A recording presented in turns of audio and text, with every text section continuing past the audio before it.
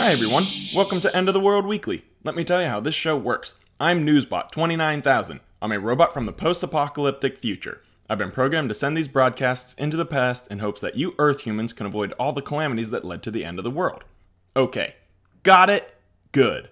So let me tell you about some of your current events and how they spiral out of control and bring about the apocalypse. In 2015, the NYPD purchased 40,000 Windows smartphones because they thought the devices would integrate better with their Windows computer systems, bringing Windows smartphone total lifetime sales to 40,000 units. This week, it was reported that all of the devices would need to be replaced with iPhones because Microsoft was no longer supporting their failed foray into the phone market. An announcement that Apple was pleased to hear, but brought tears to the faces and pain to the tiny hands of dozens of child factory workers in China. This week, the party drug ecstasy was hailed as a breakthrough therapy for the treatment of PTSD by the FDA. After years of clinical trials and lobbying, the Food and Drug Administration was confident that they had enough beneficial research to warrant large-scale testing, and were so partied out that they just wanted to get back to work.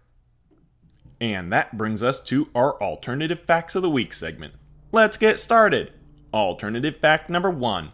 At a speech on Monday, Filipino President Rodrigo Duterte encouraged cops to kill any idiots in his country, leading to Trump himself staying away from the island nation, but urging all of his former White House staff members to take a vacation there as soon as possible.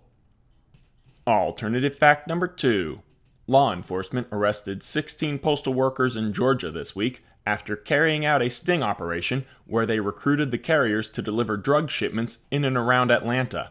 Residents were upset with the unelected government workers for causing trouble in their community and infuriated that they had to find a new coke dealer.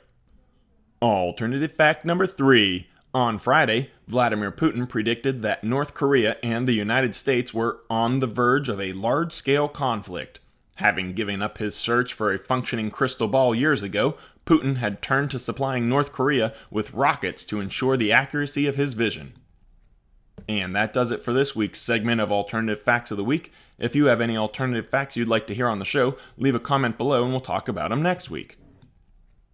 After a year of internal investigations, Wells Fargo discovered that bank employees had created 1.4 million more fake accounts than originally suspected. The accounts dated as far back as 2009 and were easily identified because they had all been approved by a Mr. Sales McApprovey, a fake supervisor name employees used as a code to get an approval without leaving a paper trail.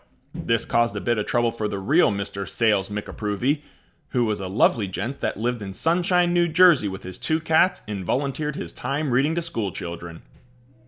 Well, that does it for this episode of End of the World Weekly. Thanks for tuning in and I hope you enjoyed. Be sure to tune in again next week when we'll have a brand new episode. Thanks again for watching. Bye!